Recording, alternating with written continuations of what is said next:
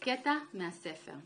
הספר כתוב כמו ספר הדרכה לנשים, נשים שמחפשות אהבה, אבל החלטנו לשזור בתוכו סיפורי פרוזה שכתבתי, סיפורים שמתארים סיטואציות מעולם הפנויים פנויות היום ומהדיאלוג שמתנהל, השכיח שמתנהל היום בין גברים לנשים. ולסיפור הזה קוראים פצועים. אני אקריא לכם את ההתחלה שלו. היא הכירה מישהו, מהאתר דווקא, כמו שרצתה, גבוה, נאה, חכם, שנון, עמוק, אבא, מצחיק.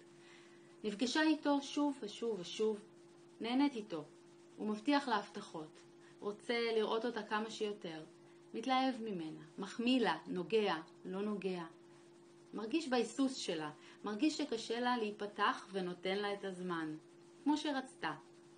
מתכנן איתה תוכניות. מתעניין לגבי מה היא אוהבת, מי היא, מה היא חושבת, מה היא רוצה. גבר, בדיוק כמו שרצתה. מספר לה על עצמו עוד ועוד, חושף את עצמו, רוצה את הכל, לראות אותה כמה שיותר, להיות איתה, לבוא אליה. ואיפה המחשבות שלה? איפה הלב שלה? איפה הגוף שלה? שם, עם ההוא. עם זה שהאהבה נפשה.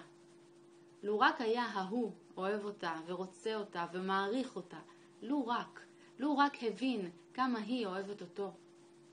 כמו שהוא, עם כל הסריטות, רוצה לחבק אותו, לנשק, להכיל, להכיר את אמא שלו, את הבן שלו, את החברים שלו, להיות חלק מהחיים שלו.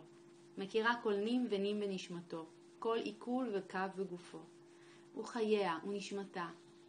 היא מנסה לדכא את כל הרגשות האלה, יודעת שאין ולא יהיה ביניהם שום דבר רציני.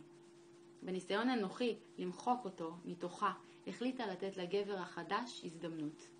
כועסת על עצמה, אבל מנסה לתרץ את זה כניסיון להמשיך הלאה. הוא לוקח אותה לטיולי לילה רומנטיים, לוחש באוזנה את כל הדברים שרוצה לשמוע, מלטף את גבה בעדינות, מנשק את קצות אצבעותיה, והיא במקום אחר. מתלבטת אם להמשיך, אם לנסות, אולי בכל זאת משהו יתפתח. אם רק תתאמץ יותר. מה אתם אומרים? המשך יבוא.